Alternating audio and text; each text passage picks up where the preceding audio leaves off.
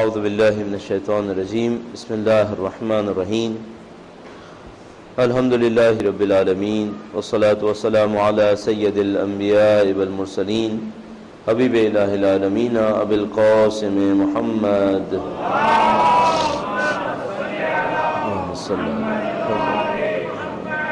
وعلى آلہ الطیبین الطاہرین سیما بقیۃ اللہ فی الارضین. قال الله تعالى في كتابه الكريم بسم الله الرحمن الرحيم ونريد أن نمن على الذين استضعفوا في الأرض ونجعلهم أئمة ونجعلهم الوارثين. درود بجے محمد وعلى محمد.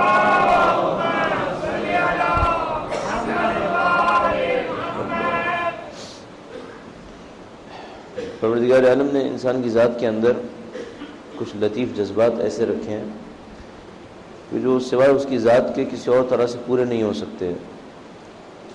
خدا متعال خالق انسان ہے اور وہ انسان کا خالق ہونے کے ناطے بہت اچھی طرح جانتا ہے کہ اس نے اس انسان کو کیسا خلق کیا ہے.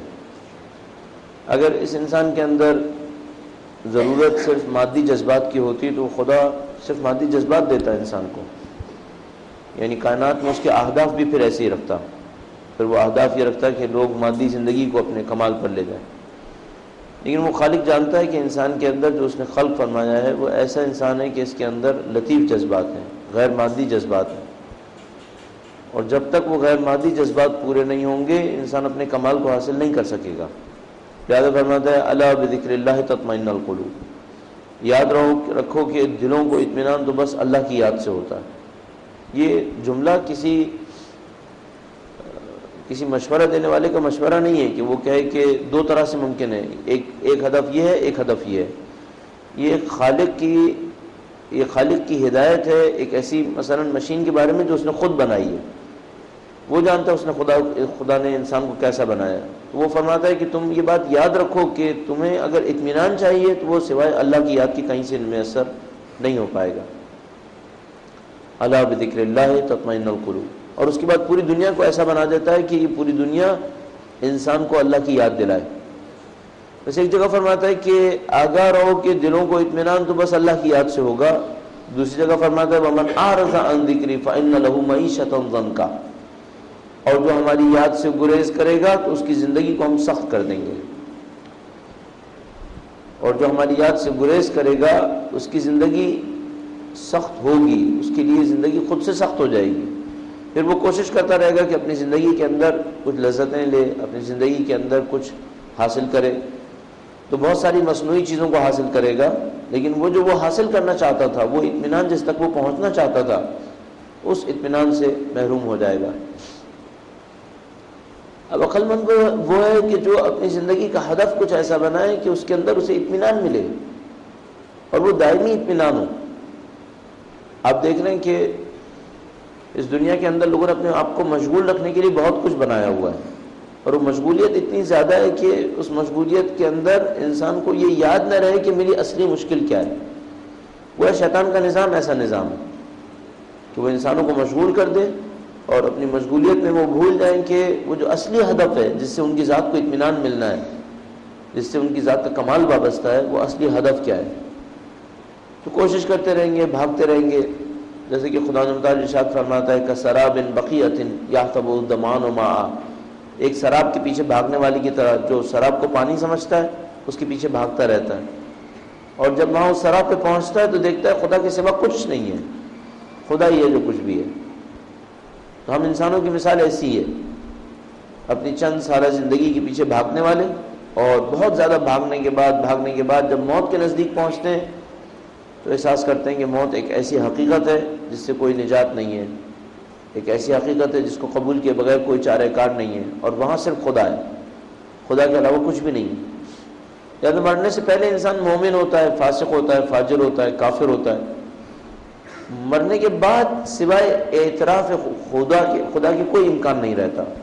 مرنے کے بعد صرف ایک امکان ہے، خدا کا اعتراف کرے گا. ان حقائق کا جن کا وہ اب تک اپنی زندگی کے اندر انکار کرتا آ رہا تھا یا جن حقائق کے اوپر توجہ دینے سے گریز کر رہا تھا، ان تمام حقائق کا اعتراف کرنے کے علاوہ پھر کوئی چارہ کار باقی نہیں رہتا.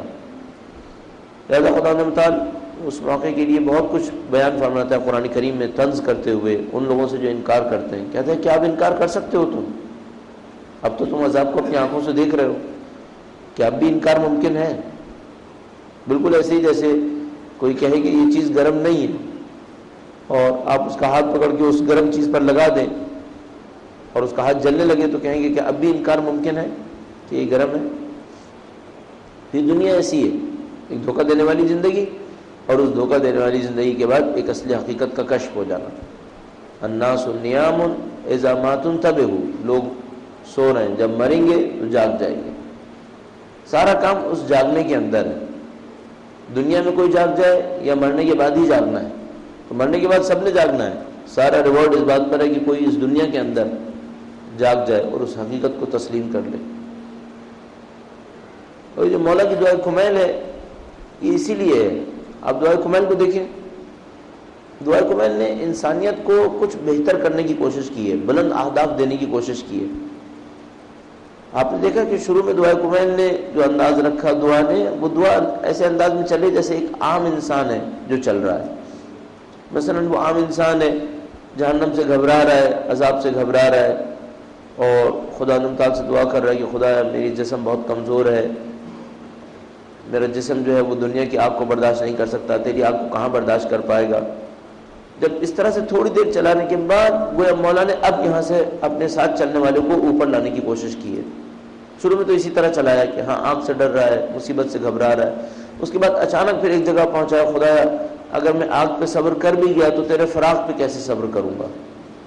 یہاں پر پھر وہ اس دعا کا، محبت کا ایک کلائمیکس آنا شروع ہو جاتا ہے کہ خدا تعالیٰ سے عشق کا اظہار کیا جا رہا ہے. خدا تعالیٰ سے کہا جا رہا ہے خدایا میں ہر مصیبت جھیلنے کو تیار ہوں، لیکن میں تیری جدائی کو کیسے برداشت کروں گا. اب یہاں پر اگر انسان تھوڑی سی دیر کے لیے ہوشیار ہو جائے اور مولا کائنات کے اس جملے کے اوپر توجہ فرمائیں کہ خدایا کیا ایسا ہو پائے گا کہ تو میرے اور اپنے اولیاء کے درمیان جدائی ڈال دے. وہ کون سے اولیاء ہیں جن کے درمیان جدائی مولا کائنات کہہ رہے ہیں کہ مجھے قبول نہیں ہے؟ وہ خود ہیں. اور کون ہے یہاں پر؟ خود امیر المومنین وہ اولیاء ہیں جن کی جدائی قبول نہیں ہے. مثلا آپ خود سوچئے، مثلا ہم لوگ ساری زندگی یا علی مدد کہتے آئے، ساری زندگی مولا امیر المومنین کا نام لیا، ان کے خاندان کا تذکرہ کیا، ان کے خاندان پہ فخر کیا. اس کے بعد قیامت ہو اور پتہ چلے کہ تم کہیں اور علی کہیں اور. تمہارا ٹھکانہ وہ ہے جو دشمنوں کا ٹھکانہ ہے. پھر کتنی حسرت ہے، پھر کیا بچا؟ ساری زندگی ایک آئیڈیل بنایا، ساری زندگی اس آئیڈیل کے پیچھے گئے اور چند اعمال کی وجہ سے اس آئیڈیل کے ساتھ بیٹھنے سے محروم رہ گئے.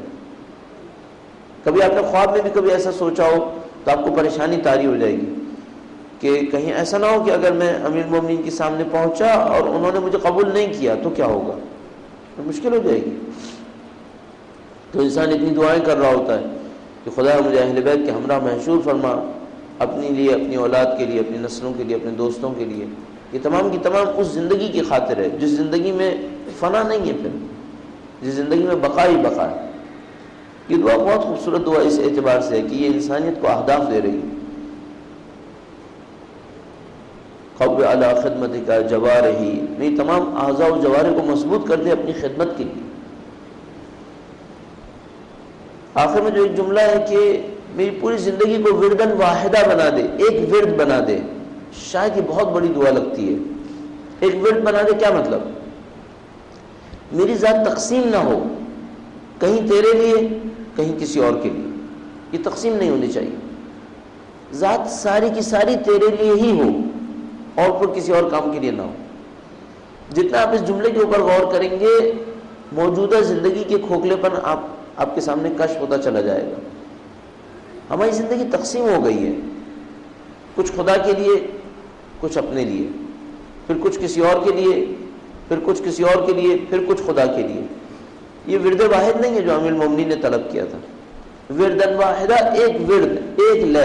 ایک لے کیا ہے؟ صرف خدا کے لیے، صبح سے شام تک صرف خدا کے لیے.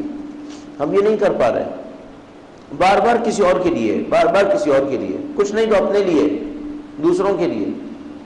کاش ایسا ہو جائے ہر عمل صرف خدا کے لیے ہو جائے۔ علامہ طباطبائی اس صدی میں آنے والی چند عظیم الشان ہستیوں میں سے ایک ہستی ہے۔ تفسیر المیزان شاید غیبت کبریٰ کے اندر لکھے جانے والی تمام تفاسیر شیعہ کے اندر شاید اہم ترین تفسیر ہے۔ علامہ طباطبائی کا ایک عجیب عالم تھا۔ اپنی وفات سے پہلے ان کے ایک شاگرد نے ہمارے مدرسے میں آئے، جو ان کے نزدیک رہنے والے لوگوں میں سے ایک تھے۔ وہ کہنے لگے کہ علامہ طباطبائی آج کی حالت ایک عجیب حالت ہو گئی تھی، مثلا آخری عمر کے اندر ایسا تھا کہ کبھی پانی مانگتے تھے مثلا پینے کے لیے، تو وہ گلاس ہاتھ میں لیتے تھے اور اس گلاس کو دیکھنے میں غرق ہو جایا کرتے تھے، اور بعض اوقات آدھا گھنٹہ اس گلاس کو دیکھتے رہتے تھے، یہاں تک کہ ہم سوچتے تھے کہ کہیں ایسا تو نہیں سکتہ طاری ہو گیا ہے، کہیں ایسا تو نہیں کہ خدا نہ کرے مثال کے طور پر کوئی دورہ پڑا ہوا ہے۔ اور پھر کہیں اچانک ان کو یاد دلاتے تھے بہت سکون سے نزدیک آ کر کے، آقا آپ نے پانی پینے کے لیے مانگا تھا شاید، اور پھر ان کو یاد آتا تھا کہ ہاں پینے کے لیے مانگا، تو وہ بار بار غرق ہو جایا کر رہے تھے، بار بار اپنی اس فکر کے اندر غرق ہو جایا کرتے تھے۔ علامہ طباطبائی عجیب مقامات پر فائز تھے۔ سیمائے فرزانگان ایک کتاب ہے، شاید اردو میں درخشاں چہرے کر کے ترجمہ ہوئی ہے، اس کتاب کو کبھی موقع ملے ضرور مطالعہ فرمائیے۔ اس میں کچھ بزرگوں کے حالات درج ہوئے ہیں۔ سیمائے فرزانگان فارسی میں نام تھا۔ اس کتاب کی بھی عجیب داستان ہے۔ اس کتاب کی 3 جلدیں تھیں، نہیں معلوم پہلی دوسری کہاں گئی، صرف تیسری رہ گئی ہے، صرف تیسری سب کو پتہ ہے۔ فارسی میں بھی تیسری والی ہے، اردو والے نے بھی ظاہر اسی تیسری کا ہی ترجمہ کیا ہے، درخشاں چہرے۔ شاید تھوڑی سی کم حصے کو ترجمہ کیا ہے، بہت اور زیادہ بہت سارے حصے تھے اس کا ترجمہ نہیں کیا، حتی تیسری جلد میں سے بھی۔ اس میں علامہ طباطبائی کا یہ واقعہ لکھا ہوا ہے کہ علامہ طباطبائی اپنے ورد کرتے ہوئے جو چھپے ہوئے عوالم تھے ان کو درک کرنے لگتے تھے۔ ورد کوئی کرتے تھے، ان کے اساتذہ بہت بڑے اساتذہ تھے جو ان کو بہت اچھی طرح گائیڈ کر رہے تھے۔ ہم لوگوں کے ساتھ محرومیتوں میں سے ایک محرومیت شاید یہ ہے کہ ہم نے اپنے آپ کو اتنا بھی تیار نہیں کیا کہ کوئی استاد ہمیں رہنمائی کر دے، یہ بھی ہماری محرومیتوں سے ایک محرومیت۔ علامہ طباطبائی کے اساتذہ بہت عجیب تھے، ان کو بار بار ہدایت کرتے تھے، بہت اچھے طریقے سے لے کے چلنے والے تھے۔ تو ایک دفعہ ان کے استاد نے ہدایت کی کہ ایک تمہیں ورد بتا رہا ہوں، یہ ورد کرنا، اور جو کوئی چیز کشف ہو اس پہ توجہ مت دینا، ورد کو کنٹینیو کرنا۔ اچھا، ان کے اساتذہ جانتے تھے کہ مثلا کتنی دیر تک پڑھیں گے، پھر کیا ہوگا، پھر کیا ہوگا، پھر کیا ہوگا، کہیں گے نہیں تمہیں کوئی ضرورت نہیں ہے، کسی چیز پہ توجہ نہیں دینا، بس تم اپنا ورد کرنا۔ تو علامہ طباطبائی کہنے لگے کہ میں ورد کرنے لگا تو میں نے دیکھا کہ میرے سیدھے ہاتھ پر ایک حور آئی ہے اور اس نے مجھے کچھ دینے کی کوشش کی۔ کہنے لگے کہ میں نے استاد کی ہدایت پہ عمل کیا، میں نے اس سے نہیں لیا۔ پھر کہنے لگے کہ وہ حور پھر دوبارہ الٹے ہاتھ سے آئی اور اسے دینے کی کوشش کی، کہنے لگے میں نے پھر بھی نہیں لیا۔ پھر وہ سامنے سے آئی اور اس نے ایک اور عظیم الشان ہستی کا نام لیا کہ ان کی طرف سے تمہارے لیے تحفہ آیا، کہنے لگے میں نے استاد کی ہدایت پہ عمل کیا، میں نے پھر بھی نہیں لیا۔ اس کے بعد لکھا انہوں نے کہ میں اپنی زندگی میں بہت دفعہ اس بات پہ افسوس کرتا ہوں کہ شاید میرے لیے لے لینا بہتر تھا، کیونکہ جس کی طرف سے ہدیہ آیا تھا شاید مجھے نہیں ٹالنا چاہیے تھا۔ یہ عجیب مقامات پہ فائز تھے، وہ ان تمام چیزوں کو دیکھ رہے تھے جن کو ہم ذکر کرتے ہیں۔ ہم فرشتوں کا ذکر کرتے ہیں، وہ انہیں دیکھتے تھے۔ ہم جنت و جہنم کا ذکر کرتے ہیں، وہ دیکھتے تھے۔ اس لیے غور تھے اپنے کام کے اندر۔ ہم لوگ بہت تیر ماریں، بہت کوشش کریں، شاید خواب و خیال کے اندر کوئی چیز ہمارے سامنے آنکھوں کے سامنے چمک جائے، پھر جاگنے کے بعد سوچیں گے کہ ہم نے جو دیکھا وہ کیا دیکھا، پتہ نہیں صحیح دیکھا غلط دیکھا، کچھ نہیں معلوم نا۔ ہم لوگ اس میدان سے بہت دور رہ گئے جس میدان کو ان لوگوں نے اپنی زندگی کے اندر زندہ کر لیا تھا۔ لیکن ایک بات یقینی ہے، وہ یہ کہ اگر کوئی انسان کوشش کرے، کوئی انسان محنت کرے، ان وادیوں تک پہنچ سکتا ہے۔ رجب علی خیاط کی سوانح عمری کے اندر ایک پاکستانی کا تذکرہ لکھا ہوا ہے جو ان وادیوں تک پہنچے ہوئے تھے آج سے 25-30 سال پہلے۔ نہیں معلوم کون سے وہ خوش قسمت انسان تھا کہ وہ اس وادی میں پہنچے ہوئے تھے جو ان کی عرفا کی ایک جگہ ہے، اور وہاں پہنچ کر اپنے لیے استاد طلب کیا تو ان کو بتایا گیا کہ تمہارا استاد رجب علی خیاط ہے۔ تو وہ تہران گئے پھر ان سے ملنے کے لیے، اور ان کو خواب میں ہی بتایا گیا کہ وہ ہیں کہاں پر۔ تو وہ تہران پہنچے، ان سے ملے اور ان سے کہا کہ آپ کے لیے مجھ سے کہا گیا کہ خواب میں آپ میرے استاد ہیں۔ رجب علی خیاط نے قبول کیا ان کے شاگرد ہونے کو، پھر ان کی ہدایت کی، ان کو استاد پھر انہوں نے کہا کہ آپ پاکستان میں بھی مجھے کوئی آدمی بتائیں، مجھے آپ سے ملنے کے لیے ایران نہ آنا پڑے، پاکستان میں کوئی آدمی بتائیں۔ تو انہوں نے پاکستان میں ایک اور آدمی بتایا ان کو کہ فلاں آدمی سے ملو، وہ تمہاری ہدایت کرے گا۔ مجھے معلوم کتنی بڑی تعجب کی بات ہے کہ یہ اس طریقے سے ایک دوسرے کی ہدایتیں کرتے تھے، اس طرح سے ایک دوسرے کی رہنمائی کرتے تھے۔ شاید پروردگار عالم نے ان کے فضل و کرم سے اتنا کیا ہے کہ ابھی تک کچھ اثرات موجود رہ گئے ہیں، ابھی بھی خدا تعالیٰ کے فضل و کرم سے کچھ نشانیاں ان کے دین کی میں رہ گئی ہیں، ورنہ معاشرہ تو بہت برائی کی طرف گامزن تھا۔ اور خدا تعالیٰ نے ایسے لوگوں سے کتنا عجیب کیا ایران کے اندر کہ وہ ملک جو فحشا اور شیطان پرستی میں سر فہرست جا رہا تھا، وہ ملک پورے عالم اسلام کے اندر خدا تعالیٰ نے اس کے اندر برکتیں نازل کر دیں۔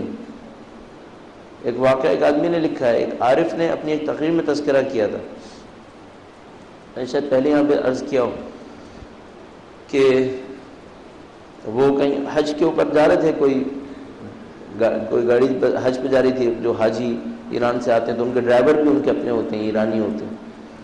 تو وہ کہنے لگا کہ میں بس میں جا رہا تھا، بس لے کے جا رہا تھا، تو راستہ نہیں پہچانتا تھا، وہ کچھ ڈسٹرب ہوا، راستہ ادھر ادھر ہو گیا۔ کہنے لگا بہت پریشان ہوا، اب کیا کروں؟ تو روڈ کے کنارے کوئی کھڑے تھے، انہوں نے ہاتھ دیا، اس نے روک لیا، جبکہ ہائی وے پہ گاڑی نہیں روکی جاتی وہاں پر۔ کہنے لگا مجھے پتہ نہیں کیوں احساس ہوا کہ مجھے روک لینا چاہیے۔ وہ جو عرب تھے وہ عربی لباس میں تھے، کہنے لگا میں نے گاڑی کا دروازہ کھولا، انہوں نے پوچھا تمہارے ساتھ کیا مشکل ہے؟ کہنے لگا کہ میں راستہ بھول گیا ہوں۔ کہنے لگا میں نے یہ بھی نہیں سوچا کہ وہ عربی لباس پہنے فارسی کیوں بات کر رہے ہیں۔ پھر وہ آ کے بیٹھ گئے، کہنے لگا میں تمہیں بتاتا ہوں، اور میں نے بیٹھنے دیا، جبکہ اسٹرکٹ بہت اسٹرکٹ ہے سعودی عرب کے اندر کہ آپ ہائی وے کے بیچ سے کسی آدمی کو نہیں بٹھائیں گے اپنی گاڑی کے اندر۔ کہنے لگا میں نے بیٹھنے دیا، وہ بیٹھ گئے، پھر انہوں نے مجھے راستہ بتایا، ادھر چلو ادھر چلو ادھر چلو۔ کہنے لگا میں چلتا رہا، اور بہت اچھی طرح فارسی میں بات کی انہوں نے۔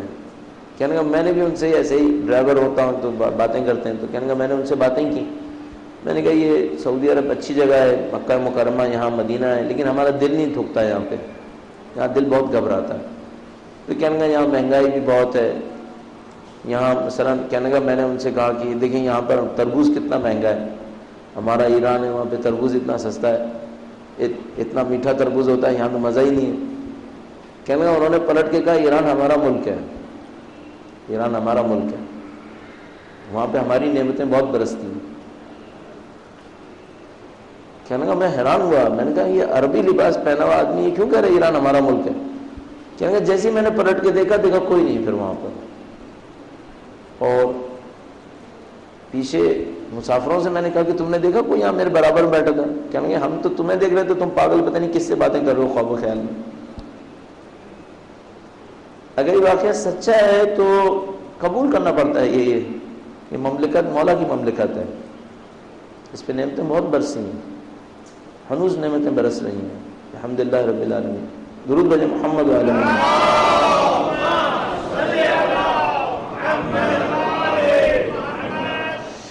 سورہ شورى کی اب اختتامی آیات کی طرف ہیں، اور اس میں 47ویں آیہ کریمہ میں پروردگار نے ارشاد فرمایا استجیبوا لربکم من قبل ان یأتی یوم لا مرد له من اللہ ما لکم من ملجأ یومئذ وما لکم من نکیر۔ اپنے پروردگار کی دعوت قبول کرو، استجیبوا لربکم، اس سے پہلے کہ وہ دن آ پہنچے جس کے لیے ارادہ خداوندی کے سامنے کوئی بازگشت نہیں ہے۔ استجیبوا لربکم، تمہارا خدا تمہیں پکار رہا ہے، اپنے خدا کی دعوت کو قبول کر لو، کوئی اور راستہ نہیں تمہارے سامنے، تم کیا کر لو گے؟ مثلا کوئی انسان یہ کہے میں دنیا میں وہ نہیں کروں گا جو خدا چاہتا ہے، پھر کیا کرے گا؟ کہاں جائے گا؟ کیا کوئی اور جگہ ہے؟ استجیبوا لربکم، اپنے خدا کی دعوت کو پورا کرو، قبول کرو۔ من قبل ان یأتی یوم لا مرد له من اللہ، اس سے پہلے کہ وہ دن آ پہنچے جس کے لیے ارادہ خداوندی کے سامنے کوئی بازگشت نہیں ہے، کوئی پلٹنا نہیں ہے۔ جب موت آئے گی 3 راستے 4 راستے انسان ذہن میں سوچتا ہے کہ میں کوئی ایک راستہ ڈھونڈ لوں۔ ایک راستہ یہ کہ خدا کا سامنا کروں، اس الٹیمیٹ ریالٹی کا جس سے کوئی گریز نہیں ہے، لیکن مشکل یہ اپنے اعمال کو کم پاتا ہے تو اس راستے سے گریز کرنا چاہتا ہے۔ اچھا گریز کرے تو کیا کرے؟ کیا واپس دنیا میں آ سکتا ہے؟ لا مرد لہ، کوئی واپسی نہیں ہے، کوئی کافر بھی یہ نہیں کہتا کہ مر کے واپس آ سکتا ہے۔ کوئی نہیں کہتا مر کے واپس آئیں گے، نہیں، مر کر گئے. اب وہ ہندو کہہ رہے ہیں ایک اور جنم ہوگا، یہ ہوگا وہ ہوگا، لیکن وہ جانتے ہیں کہ ہاں یہ واپس نہیں آئے گا، واپس نہیں آئے گا. کچھ اور سوچتے ہیں کہ مثلا خدا سے بچ جاؤں گا، کسی اور کے پاس چلا جاؤں گا، کوئی اور ہے نہیں. ما لکم من ملجأ یومئذ، تمہارے لیے اس دن کوئی اور پناہ گاہ نہیں ہے، کہاں جاؤ گے؟ خدا سے بچنا، خدا کے پاس جانا ایک حقیقت ہے، دوسرا راستہ یہ پلٹ کے آ جائے، لا مرد لہ من اللہ، اللہ سے پلٹ کے کہاں جائے گا؟ ما لکم من ملجأ یومئذ، اس دن کوئی اور پناہ گاہ بھی نہیں ہے، کوئی خدا کے پاس نہیں جاؤں گا، کسی اور کے پاس پناہ لے لوں گا، نہیں، کوئی اور پناہ گاہ نہیں ہے. وما لکم من نکیر، کوئی کہے کہ میں اس تمام واقعے کا انکار کر دوں گا، کوئی انکار کرنا ممکن نہیں ہے. اس دن حقیقتیں سامنے رکھی ہوں گی، اب کیا انکار کرے گا؟ بس صرف ایک ہی راستہ ہے، استجیبوا لربکم، اپنے رب کی پکار پر لبیک کہہ دو. اب صرف ایک مشکل ہے، میں نے عرض کیا مرنے کے بعد کہے گا تو وہ تو کہنا ہی ہے، مرنے سے پہلے کہہ لے جب تک ارادہ ہے. یہ داستان عجیب ہے، ہر صورت میں جانا وہی ہے، اور میں جتنا اپنی اپنی کرتا رہوں، ہونا وہی ہے جو خدا نے چاہا ہے، اس کے علاوہ کچھ نہیں ہونا ہے، جانا وہیں پر ہے سب اسی کا ہی. اب یہاں پہ میں اپنی داستان لگائے ہوئے ہوں کہ میری خواہش یہ ہے، میرا دل یہ چاہتا ہے، یہ میرا مال ہے، یہ میرا گھر ہے، یہ میری اولاد ہے، کچھ نہیں ہے صرف خدا کا ہی. استجیبوا لربکم، اپنے خدا کی دعوت کو قبول کرو. فَإِنْ أَعْرَضُوا، اس کے بعد خدا تعالیٰ نے نبی اکرم کو تسلی دی ہے. نبی اکرم کی ذات مقدس عجیب ذات ہے، حریص علیکم بالمؤمنین رؤوف الرحیم. نبی کے لیے خدا تعالیٰ نے فرمایا یہ نبی تمہاری ہدایت دکھانے کے لیے بےتاب ہیں، حریص علیکم، تمہاری ہدایت کے لیے بےتاب ہیں. جیسے مثلا کوئی دنیا کے اندر مال کے لیے بےتاب ہوتا ہے، صبح سے شام تک دولت کے پیچھے بھاگ رہا ہے، شہرت کے پیچھے بھاگ رہا ہے، نبی اکرم کی ذات مقدس کے لیے مولا امیر المومنین نے ارشاد فرمایا طبیب دوار بطبہ،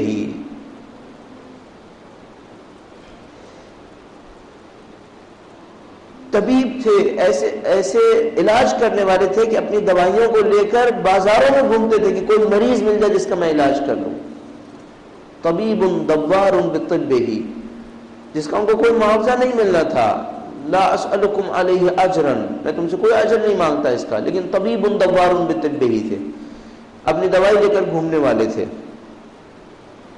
خدا تعالیٰ کے سامنے بےتابی دکھاتے تھے کہ اے خدایا میری قوم ہدایت کیوں نہیں پاتی؟ تو خدا تعالیٰ فرماتا ہے فَإِنْ أَعْرَضُوا، اے نبی اگر وہ آپ سے گریز کر رہے ہیں، آپ کی نہیں مانتے، فَمَا أَرْسَلْنَاكَ عَلَيْهِمْ حَفِيظًا، تو ہم نے تو آپ کو ان کا نگہبان بنا کر نہیں بھیجا ہے کہ آپ ذمہ دار ہیں ان کے. آپ اتنی بےتابی کیوں دکھا رہے ہیں؟ وہ آپ کے نہیں مانتے، ہم نے آپ کو نگہبان نہیں بنایا ہے، آپ کا کام یہ ابلاغ کریں، آپ انہیں بتا دیجئے، اس سے زیادہ آپ کا کام نہیں ہے. ان علیک الا البلاغ، آپ کا فرض صرف پیغام پہنچانا ہے، اس سے زیادہ آپ کا نہیں. فَإِنْ أَعْرَضُوا، اگر وہ آپ سے گریز کر رہے ہیں، آپ پریشان نہ ہو، فَمَا أَرْسَلْنَاكَ عَلَيْهِمْ حَفِيظًا، ہم نے آپ کو نگہبان بنا کر نہیں بھیجا. ان علیک الا البلاغ، آپ پر تو بس اتنا ہے کہ آپ پہنچا دیں. اس کے بعد پروردگار عالم نے 2 جملوں میں انسان کی طبیعت بیان کی ہے. انسان اپنی نیچر کے اندر کچھ چیزیں بہت خوبصورت رکھتا ہے، اور اس کے اندر کچھ طبیعت ایسی ہے جو اس کے امتحان کا سبب ہے. انسان کی ایک طبیعت اس کی جلد بازی ہے، عجول ہے، جلد باز ہے. اس جلد بازی کے اندر یہ مشکل آتی ہے اس کے ساتھ. وَإِنَّ إِذَا أَذَقْنَا الْإِنسَانَ مِنَّا رَحْمَةً فَرِحَ بِهَا وَإِن تُصِبْهُمْ سَيِّئَةٌ بِمَا قَدَّمَتْ أَيْدِيهِمْ فَإِنَّ الْإِنسَانَ كَفُورٌ. انسان کی جلد باز طبیعت ایسی ہے، اور جب ہم اپنی رحمت کا لطف انسان کو چکھاتے ہیں تو وہ اس سے خوش ہو جاتا ہے، آپے سے باہر ہو جاتا ہے. جب ہم اپنی کوئی رحمت بھیجتے ہیں اس کے اوپر، دنیا کی کوئی نعمت بھیجتے ہیں، کوئی معنویت دیتے ہیں، آپے سے باہر ہو جاتا ہے. آپے سے باہر کیا ہو جاتا ہے؟ مثلا دنیا کی نعمت دیتے ہیں، اکڑنے لگتا ہے، انسانوں کے اوپر فخر فروشی کرتا ہے. بعض اوقات معنویت کی کوئی نعمت مل جاتی ہے، کوئی مثلا اچھی چیز دیکھنے کو مل گئی، اب سب لوگوں کے سامنے اپنی معنویت کی بڑائی دکھانے لگتا ہے. یہ بھی غلط ہے. کسی کو اجازت نہیں ہے کہ اگر اس کو کوئی راز پتہ چلے تو وہ دوسروں کے سامنے برملا کشف کرے کہ مجھے ایک راز پتہ چلا ہے. کسی کو اجازت نہیں ہے. مولانا جلال الدین رومی نے ایک بہت خوبصورت شعر کہا تھا، فرمایا، اور یہ علامہ طباطبائی جیسوں کے اوپر بہت صادق آتا ہے، ہر کرا اسرار حق آموختن مور کردن بد دہن را دوختن، فرمایا جس کسی کو حق نے اپنے اسرار سکھائے ہیں ان کے منہ پر مور لگا دی ہے، ان کے لبوں کو سی دیا ہے، بول نہیں سکیں گے پھر۔ علامہ طباطبائی کی تفسیر پڑھیں، آپ کو بعض اوقات لگے گا بہت کچھ کہنا چاہتے ہیں لیکن کچھ کہنا ہے اور کچھ نہیں کہنا ہے، اور بہت کچھ نہیں کہنا۔ تو خدا نے تعالیٰ فرماتا ہے انسان کے ساتھ یہ مصیبت ہے، جب کوئی رحمت ملتی ہے فرحا بہا، آپے سے باہر ہو جاتا ہے۔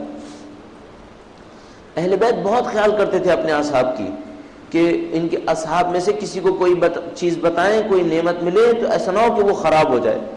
ایک واقعے کے اندر لکھا ہے، مولا 8ویں امام کی آیت طیبہ سے درود بھیجے گا محمد وعلی محمد،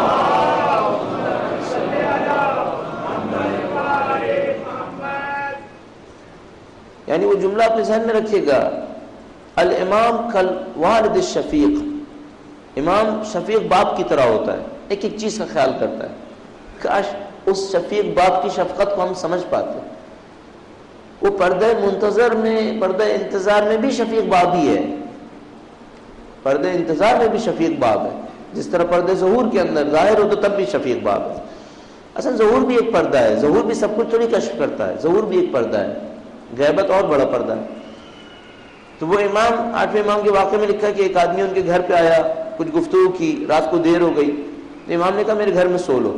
اس زمانے میں گھروں کے باہر ایک جگہ ہوتی تھی جہاں مہمان خانہ، ہر گھر میں کمپلسری تھا مہمان خانہ۔ ہم لوگوں کی تو عادتیں خراب ہو گئی نا، ہم اپنے گھر میں سوچتے نہیں کہ ایک مہمان خانہ ہونا چاہیے جہاں پر مہمان جو بھی آئے ٹھہر پائے۔ ہم تو اگر کوئی آدمی آ جاتا ہے تو اس کو اپنے لیے باہر سمجھتے ہیں، ہم کیوں اپنے گھر ایسے نہیں بناتے کہ جس میں ایک جگہ ہو جہاں پر جو بھی مہمان آئے اس کو ٹھہرنے کی مکمل اجازت ہو کہ ٹھیک ہے ٹھہر جائے۔ یہ بات آپ کی خدمت میں عرض کروں، مکہ مکرمہ کے اندر ہوٹلز بننا ظلم ہے، مکہ مکرمہ کے اندر کرایہ لینا، وہاں ٹھہرنے کا ظلم ہے، اسلام کے احکام کے خلاف ہے۔ مولا امیر المومنین تشریف لائے تھے تو انہوں نے تمام سنت کو ختم کر دیا تھا جو غلط جاری کر دی گئی تھی اس زمانے میں، نبی اکرم کی سنت کو زندہ کیا تھا۔ سواء العاکف فیہ والباد، اس کے اندر وہاں رہنے والا اور باہر سے آنے والا دونوں برابر ہیں۔ یہ جتنے ہوٹلز بنے یہ سب حکم خداوندی کے مخالفت میں بنے ہیں۔ مکہ مکرمہ میں مسافر کو رہنے کا کوئی کرایہ نہیں دیا جا سکتا، مکہ مکرمہ میں مسافر جو آئے وہاں پر اس سے کوئی کھانے کا پیسہ نہیں دیا جا سکتا۔ امیر المومنین جب تشریف فرما ہوئے، نہج البلاغہ کے اندر خط موجود ہے، مکہ کے والی کو خط لکھ کے بھیجا، کہا یہ جتنے لوگ کرایہ دے رہے ہیں ٹھہرنے کی جگہ کے سب غلط ہے، 3 دن تک جو آدمی آئے گا اس سے کوئی کرایہ نہیں دیا جائے گا۔ مکہ آزاد شہر ہے، اگر کوئی مکہ میں رہنے کی زحمت برداشت نہیں کرتا کہیں اور جا کے رہے، لیکن مکہ کے اندر گھر آزاد ہیں، مکہ کے اندر کوئی پابندی نہیں ہو سکتی ہے، سب غلط ہو رہا ہے۔ یہ جتنے بنیں گے مولا یا ان کو گرا دیں گے یا ان کو آنے والوں کے لیے آزاد کر دیں گے، وہ رہیں گے۔ اب تو میں نہیں کہہ رہا مثلا ان کی مینجمنٹ نہیں ہوگی، ہاں مینجمنٹ ہوگی، لیکن لوگوں کے اوپر یہ ظلم نہیں کیا جائے گا کہ جو مکے میں آ کر رہے گا اس سے کرایہ وصول کیا جائے گا۔ امیر مومنین کی سنت اس کے بالکل خلاف ہے۔ امیر مومنین سے پہلے آنے والے لوگوں نے اس کو تبدیل کیا تھا، مولا امیر مومنین نے اس کو تبدیل کر دیا، وہ کر دیا جو رسول خدا کے زمانے میں تھا۔ اس کے بعد وہ امیر شام آیا جہاں اس نے اسلام کی ہر طریقے سے دھجیاں بکھیر دی، وہاں یہ حکم امیر مومنین بھی پامال کر دیا اور اس کو دوبارہ تبدیل کر کے خلفاء کی سنت پہ جاری کر دیا۔ تو وہ آدمی آتا ہے مولا کے گھر میں، وہ گفتگو کرتا ہے، مولا کہتا ہے میرے گھر میں ٹھہر جاؤ رات کو، وہ ٹھہر جاتا ہے۔ اس بات پہ بہت فخر محسوس کرتا ہے کہ مثلا معصوم نے مجھے اپنے گھر میں رہنے کی اجازت دے دی، بہت ریوارڈ، بہت واقعاً عظمت کی بات تھی۔ تو نماز شب پڑھتا ہے اور فوراً نماز شب پڑھنے لگتا ہے، خدا نے متعال کے شکر بجا لگتا ہے، اس کے بعد سجدے میں خدا نے متعال سے کہتا ہے اچھا ابھی جب کچھ کر رہا تھا تو اندر شیطان نے ذرا سی مشکل ایجاد کر دی، کہنے لگا کہ اس کا مطلب ہے میرا مقام ہے کہ معصوم نے مجھے اپنے گھر میں ٹھہرایا۔ یہ کہتا ہے جیسے ہی میں نے سوچا، میں نے دیکھا امام میرے برابر میں کھڑے ہیں اور میں جب سجدے میں تھا تو انہوں نے پاؤں سے ذرا سی ٹھوکر میری پسلیوں میں لگائی اور کہا، کہنے لگا مجھے ایسا لگا جیسے انہوں نے کہا کہ اگر ہم نے ٹھہرنے کو اجازت دی تو اس کا مطلب نہیں کہ اپنے آپ کو بڑا سمجھنے لگنا۔ اتنی سی بات کا خیال کرتے تھے کہ کہیں ہمارا ماننے والا کسی گمراہی سے دوچار نہ ہو جائے۔ شفیق تھے، ایک ایک چیز میں خیال کرنے والے۔ ہم بے وقوف ہیں، وہ بھی بے وقوف ہے جو معنویت حاصل کر کے اکڑے، اور وہ تو پاگل ہے جو دنیا حاصل کر کے اکڑے۔ وہ معنویت حاصل کر کے اکڑے تو چلو اس کے پاس کچھ ہے جس کے اوپر وہ اکڑ رہا ہے، جس کے پاس کچھ نہیں ہے بدبختی کے سوا وہ بھی اکڑ رہا ہے. مالی و دنیا، مجھے دنیا سے کیا کام، حلالہ حساب و حرامہ عقاب. وَإِن تُصِبْهُمْ سَيِّئَةٌ بِمَا قَدَّمَتْ أَيْدِيهِمْ فَإِنَّ الْإِنسَانَ کفور. انسان کی حالت یہ، اگر کوئی رحمت ملتی ہے ہماری طرف سے تو اس کے اوپر آپے سے باہر ہو جاتا ہے. وَإِن تُصِبْهُمْ سَيِّئَةٌ بِمَا قَدَّمَتْ أَيْدِيهِمْ، اور اگر ان کے اپنے اعمال کے نتیجے میں کوئی برائی ان کو پہنچتی ہے، بس خدا نے کہا رحمت میری طرف سے ہوتی ہے، مصیبتیں ساری ان کے اپنے اعمال کے نتیجے میں ہوتی ہیں، میں مصیبت نہیں لاؤں گا ان کے لیے. وَإِن تُصِبْهُمْ سَيِّئَةٌ بِمَا قَدَّمَتْ أَيْدِيهِمْ، اگر کوئی ان کو برائی پہنچے ان کے اپنے اعمال کی وجہ سے، فَإِنَّ الْإِنسَانَ کفور، تو پھر کفران نعمت شروع کر دیتا ہے. اچھائی کریں تو آپے سے باہر ہو جاتا ہے، سختی میں ڈالیں تو کفران نعمت کرنے لگتا ہے. اس انسان کی یہ حالت ہے. اس کے بعد فرمایا للہ ملک السماوات والارض. بس اس کا مطلب ہے یہ کی جملہ ہونا چاہیے. اگر کوئی اس جملے کو سمجھ لے تو ان دو حالتوں سے باہر آ جائے گا. اگر نعمت ملتی ہے آپ اسے باہر ہو جاتا ہے، اگر مصیبت آتی ہے کفران نعمت کرتا ہے. للہ ملک السماوات والارض، زمین و آسمان میں جو کچھ ہے وہ اللہ کے لیے. اس کا مطلب اگر کوئی اس جملے کو سمجھ لے تو اس حالت کا علاج ہو جائے گا. جو کچھ زمین و آسمان میں ہے وہ صرف اللہ کے لیے. بس اگر نعمت آئے گی تو یہ نہیں کہے گا مجھے ملی ہے، میرا ہے، سمجھ جائے گا خدا کا ہے، خدا ہی نے دیا ہے، امانتاً دیا ہے. ہمیشہ کہتا ہے مما رزقناہم، مما آتاکم، جو ہم نے تمہیں رزق دیا، جو ہم نے تمہیں دے دیا. بار بار سمجھا رہے تمہارا نہیں ہے، یہ ہماری امانت ہے جو تمہارے ہاتھ کے اندر ہے. اور اس کے بعد اس انسان کا اکڑنا کہ نہیں یہ میرا ہے. للہ ملک السماوات والارض، اللہ کے لیے جو کچھ زمین و آسمان میں ہے. زمین و آسمان کی ملکیت اور حاکمیت خدا کے لیے ہے. یخلق ما یشاء، جو چاہتا ہے خلق کرتا ہے. وہ جو چاہتا ہے پیدا کرتا ہے. جسے چاہے بیٹی عطا کرتا ہے، جسے چاہے بیٹا عطا کرتا ہے. اگر چاہے تو بیٹا اور بیٹی دونوں دے دیتا ہے، اور جسے چاہتا ہے بانجھ بنا دیتا ہے. اولاد کے معاملے میں ذکر کیا. البتہ یہ بات عرض کرتا چلوں، ہم لوگ لفظ کا ترجمہ کرتے ہیں ہمیشہ. ہم لوگ مجبور ہیں اپنی کم علمی کی وجہ سے، ہم لفظ کا ترجمہ کرتے ہیں. ہر قرآن کریم کے ظاہری ترجمے کے پیچھے دسیوں باطنی ترجمے ہیں جن تک ہماری رسائی نہیں ہو پا رہی. ہم لوگ لفظ کا ترجمہ کر رہے ہیں. کم سے کم لفظ کا بھی ترجمہ کر کے سمجھنے لگے، ایک مرحلہ نپٹے، تاکہ پھر بعد میں وہ دوسرا مرحلہ ہے جس میں ہم باطنی اس کے مفاہیم تک پہنچ سکیں. تو لفظ کا ترجمہ یہ ہے، یخلق ما یشاء، جو چاہتا ہے خلق کرتا ہے. جس کو چاہتا ہے بیٹی دیتا ہے اور جس کو چاہتا ہے بیٹا دیتا ہے. اب یہ بیٹی اور بیٹا کچھ اور بھی ہے پیچھے، لیکن ہم لوگ چونکہ لفظ کا ترجمہ کرتے ہیں تو ہم بیٹا اور بیٹی ہی دیکھتے ہیں اس میں. تو جو جس کو چاہتا ہے، چار حالتیں اولاد کے معاملے میں، یا بیٹا ہے صرف، سارے بیٹے ہیں، یا صرف بیٹیاں ہیں، یا دونوں ہیں، یا کچھ بھی نہیں ہے. خدا تعالیٰ کہتے ہیں چاروں میری طرف سے، میں جو چاہوں گا وہ کروں گا، اور تم جو چاہو گے نہیں کر پاؤ گے. یہ خدا تعالیٰ کا دستور ہے. اچھا اگر فرض کریں مثلا کوئی یہ کہے کہ نہیں، ایک زمانہ آ رہا ہے جس کے اندر بیٹا اور بیٹی ہونا، بچہ اولاد ہونا یہ ہمارے اپنے ہاتھ میں ہوگا، چاہیں گے تو ہوگا، نہیں ہوگا تو نہیں ہوگا. ممکن ہے ایسا ایک زمانہ آ جائے. لیکن ایک عجیب بات یہ، ابھی بھی کیا انسانی تعلقات ہمارے ہاتھ میں ہیں؟ مثلا بیٹا ہو جائے، لیکن جو مولا نے اپنے ایک جملے میں ارشاد فرمایا تھا، آنکھوں کی ٹھنڈک نہیں ہے، آنکھ کا کانٹا ہے. یہ میرے ہاتھ میں ہے، اسے صحیح کروں، کیا کروں؟ انسان کے ساتھ عجیب مشکل ہے. اگر اولاد نہ ہو تو مصیبت ہے، کوڑتا ہے کہ اولاد کیوں نہیں ہے. اولاد ہو اور بری ہو جائے تو اور کوڑتا ہے، اب کیا کروں؟ میں بعض اوقات سوچتا ہوں حتیٰ بیوی بری ہو تو شاید علاج ہے، وہ طلاق دے دے. اولاد بری ہو اب کوئی علاج نہیں ہے، کیا کرے اب اس کے ساتھ؟ مثلا کہ آنکھ ہو جائے، آنکھ کر دے. آنکھ کرنا کوئی آسان ہے؟ آنکھ کرنے میں بہت حساب ہیں. ہم لوگ کے معاشرے میں یوں سمجھا جاتا ہے جو بیٹا آنکھ ہو گیا، مثلا اولاد آنکھ ہو گئی، اب مثلا کوئی سوچے گا طلاق دینا کیا آسان ہے؟ وہ خود ایک مصیبت ہے. وہ آ گیا. صحیح بات یہ ہے، انسان کسی کے ساتھ زندگی گزارے، وقت گزارے، اس کے بعد کیا میں چھوڑ دوں؟ ایسے تھوڑی چھوڑ سکتا ہے کوئی. انسان ہے، ملا کر کوئی لکڑی اور لوہا تھوڑی ہے. تو لیکن اولاد کا معاملہ ایک مصیبت ہے. آنکھ ہونے میں صرف بیٹے پر اور یا اولاد کے اوپر آر نہیں ہے. یہ لکھا ہے روایات کے اندر واضح طور پر کہ اگر کوئی والدین آنکھ کرتے ہیں کسی اولاد کو، ان والدین سے سوال کیا جائے گا کہ تم نے کیسی ایسی حرکتیں کی کہ تمہاری اولاد اس جگہ تک پہنچ گئی، پھر تمہیں آنکھ کرنا پڑا. اس میں بھی تمہاری غلطی ہے کوئی نہ کوئی، ورنہ یہ اولاد کیوں اس جگہ پہ پہنچی؟ اللہ نے ایک فطری قانون بنایا تھا کہ اولاد کو تمہارے ساتھ ہونا چاہیے، تو تمہیں اولاد کے ساتھ ہونا چاہیے تھا. کوئی نہ کوئی تو غلطی ہے تمہاری بھی. البتہ ممکن ہے کہ استثناء کچھ ایسے کیس ہیں جس میں کوئی غلطی نہ ہو، لیکن یہ ہے کہ سوال ضرور ہوگا. بس جس کو چاہتا ہے بیٹی دیتا ہے، جس کو چاہتا ہے بیٹا دیتا ہے.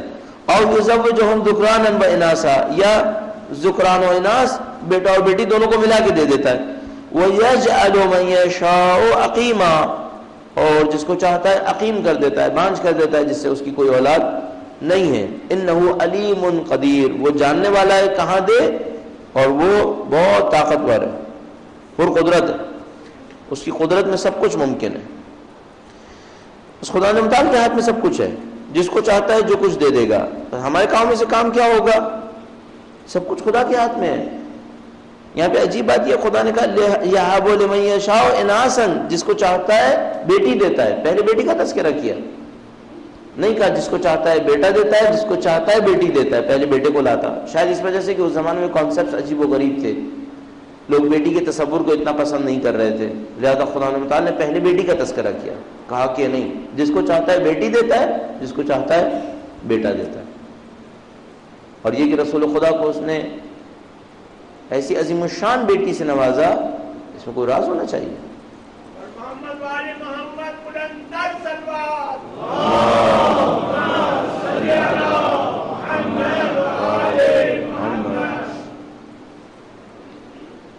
رسول خدا نے بی بی کے لیے کچھ جملے ارشاد فرمائے ہیں. وہ جملے ایسے عجیب و غریب ہیں کہ انسان کو سمجھ میں نہیں آتا. کہ مثلا فرمایا سر من اسرار اللہ تعالی، یہ فاطمہ اللہ کے رازوں میں سے ایک راز ہے. وہ ہمارے اہل سنت دوست احباب جو بیوی کی ذات مقدس کو مقایسہ کرتے ہیں دنیا کی دوسری خواتین سے، وہ معمولاً اہل بیت اطہار علیہم السلام اور ان ذوات مقدسہ کے معنوی پہلوؤں سے گریز کر رہے ہوتے ہیں، اور ان معنوی پہلوؤں کو سمجھنے سے گویا قاصر رہ جاتے ہیں، اور پھر آ کر شخصیتوں کا مقایسہ شروع کر دیتے ہیں. ورنہ اگر رسول خدا کے اس فرمان کے اوپر توجہ فرماتے کہ ہے سر من اسرار اللہ تعالی، یہ اللہ کے رازوں میں سے ایک راز ہے، تو پھر کوئی موقع نہیں رہنا چاہیے تھا کہ وہ اس قسم کی کوئی حرکت کرتے. بحمداللہ رب العالمین، پروردگار عالم نے خاندان اہل بیت کے ماننے والوں کو جو فضیلتوں میں سے نوازا، ان میں سے ایک فضیلت بیوی کی ذات مقدس کا احترام ہے. کہ کم سے کم اس گروہ نے بیوی کی شخصیت کے احترام کو اپنے اندر سمجھ لیا. لہذا آپ ایک عجیب بات احساس کریں گے کہ بیوی کے نام کے اندر ایک عجیب تاثیر ہے.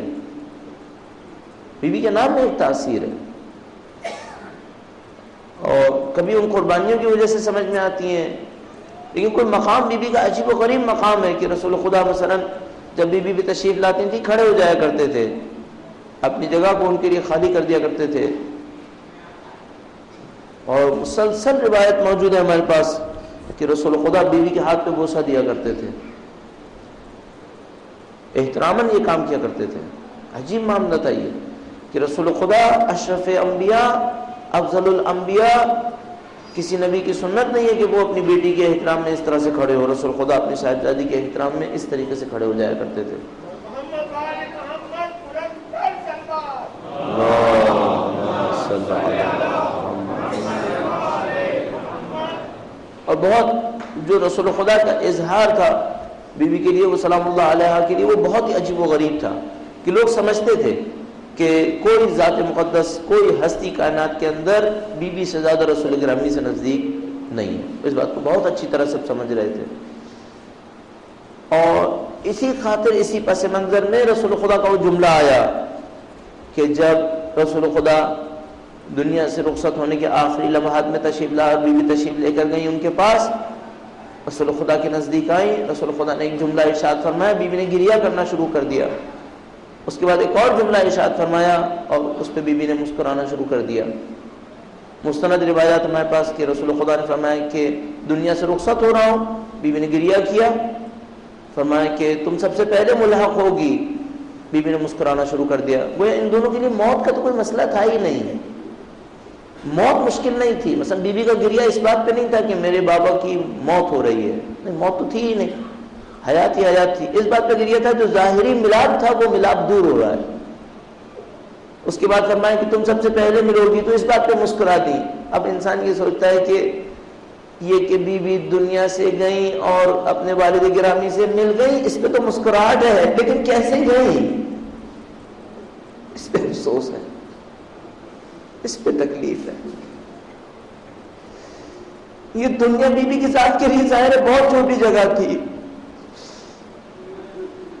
بیوی کو اس دنیا میں زیادہ نہیں رہنا تھا. وہ جب بھی یہاں پر تھی تب بھی کہہ رہی تھی اللہم اجل وفاتی، اے خدا میری موت میں تعجیل کر دے. دنیا ان کے لیے بہت چھوٹی تھی، لیکن جو کچھ ہوا وہ بہت عجیب ہوا. شیطان کے منصوبوں میں سے ایک منصوبہ تھا کہ بیوی کے اوپر ضرب لگائے، بیوی کے اوپر حملہ کرے، نسل امامت کو ختم کرے. وہ شیطان ظاہر ہوا اور اس نے بیوی کی ذات مقدس کے اوپر ایک عجیب حملہ کیا. بیوی نے خدا کے مطابق کی دی ہوئی طاقت سے صبر و تحمل دکھایا. ان ذوات مقدسہ کے لیے اس دنیا کو تبدیل کرنا چلنا مشکل کام نہیں تھا، لیکن اس امتحان الہی کے سامنے صبر و شکر دکھایا.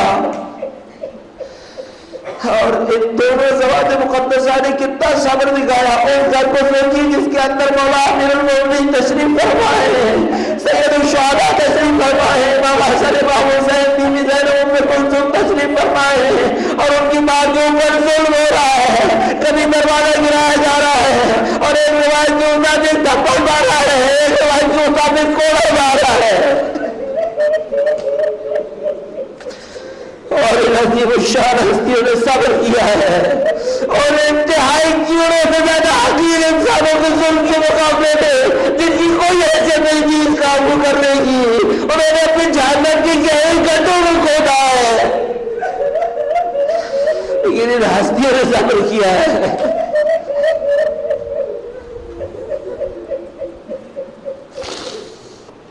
وَسَيَعْلَمُ الَّذِينَ ظَلَمُوا أَيَّ مُنقَلَبٍ يَنقَلِبُونَ. اے پاک پروردگار تجھے واسطہ محمد و آل محمد کا اس قلیل سی عبادت کو ہم سے قبول فرما. اے پاک پروردگار تجھے واسطہ محمد و آل محمد کا ان کی نورانیت سے دلوں کو منور فرما. اے پاک پروردگار تجھے واسطہ محمد و آل محمد کا قرآن کریم کو سمجھنے اس پر عمل کرنے کی توفیق نصیب فرما. اے پاک پروردگار پرچم قرآن پرچم اسلام و اہل بیت کو دنیا کی کونے کونے تک پہنچانے کی توفیق نصیب فرما. اے پاک پروردگار تجھے واسطہ محمد و آل محمد کا نسلاً بعد نسلاً ذکر اہل بیت کو جاری و ساری رکھنے والوں میں قرار فرما. اے پاک پروردگار ان کے چاہنے والے دنیا میں جہاں کہیں بھی ہو تو ان کی جان مال عزت و آبرو کی حفاظت فرما. اے پاک پروردگار تجھے واسطہ محمد و آل محمد کا دشمنان اہل بیت قابل اصلاح نہ ہو تو نیست و نابود فرما. اے پاک پروردگار تجھے واسطہ محمد و آل محمد کا لشکر کفر کو جو لشکر اسلام سے لڑ رہا ہے، پاک پروردگار لشکر کفر کو نیست و نابود فرما. لشکر اسلام کو فتح و نصرت نصیب فرما. اے پاک پروردگار وہ مومنین مجاہدین جو اپنے اپنے مورچوں کے اندر اسلام کا دفاع کر رہے ہیں، پاک پروردگار تو ان کی جان مال عزت و آبرو کی حفاظت فرما. ان کے شہداء کو شہداء کربلا کے ہمراہ محشور فرما. اے پاک پروردگار تجھے واسطہ محمد و آل محمد کا قلب امام کو ہم سے راضی و خوشنود فرما. ان کے ظہور میں تعجیل فرما. نسلاً بعد نسل ہماری تمام نسلوں کو ان کی بہترین آباد و انصار میں قرار فرما. اے پاک پروردگار اس دنیا سے زندگی کا اختتام اہل بیت کی راہ میں شہادت قرار فرما. ربنا تقبل منا انك انت السميع العليم برحمتك يا ارحم الراحمين.